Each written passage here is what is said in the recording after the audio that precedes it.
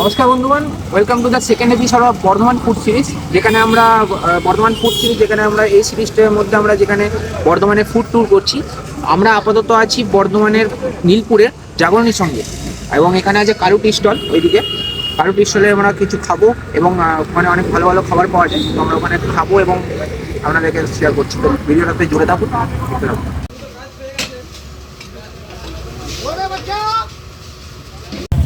বলো খাবারের টেস্ট কিরকম?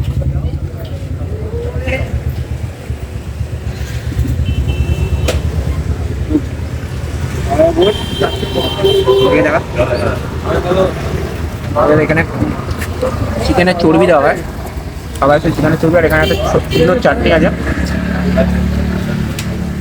চাটনিটা খুবই সুন্দর। চাটনিটা ঠিক লেবু বা আমলকি এরকম কিছু দিয়েছে। খুব সুন্দর চাটনি। এক্সপিরিয়েন্স কেমন যে খেলে? ওভারঅল এক্সপিরিয়েন্স আমরা ওখানে শেয়ার করতে পারিনি, তো এখানে আমি বলছি যেটা আমার মেন অনেস্টলি যেটা রিভিউ, একবারে পোস্ট যেটা হয় বলে। নানটা তাও মোটামুটি ভালো, কিন্তু ঘুগনিটা পোস্ট একবারে বাজেট লাগলো আমার, খুবই খুবই খেয়ে অফেন্ড হলাম।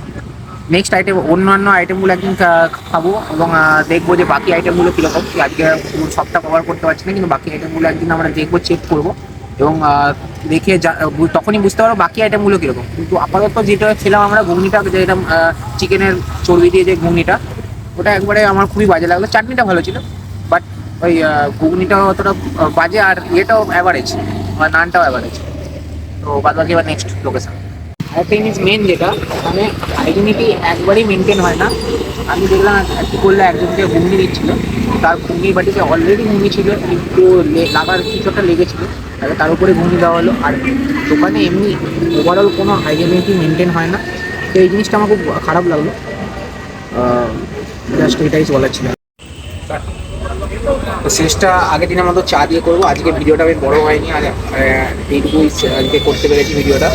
নেক্সট এপিসোডে আরও বড়ো করবো। চা আজকে একটু কাজ আছে, বেশি করতে পারি, চাটা খাবো। ও চলুন, আজকের মতো এইটুকুই। আপনিও ঘুমিয়ে পড়ুন, আমিও ঘুমিয়ে পড়ি, খুব ঘুম পেয়েছে।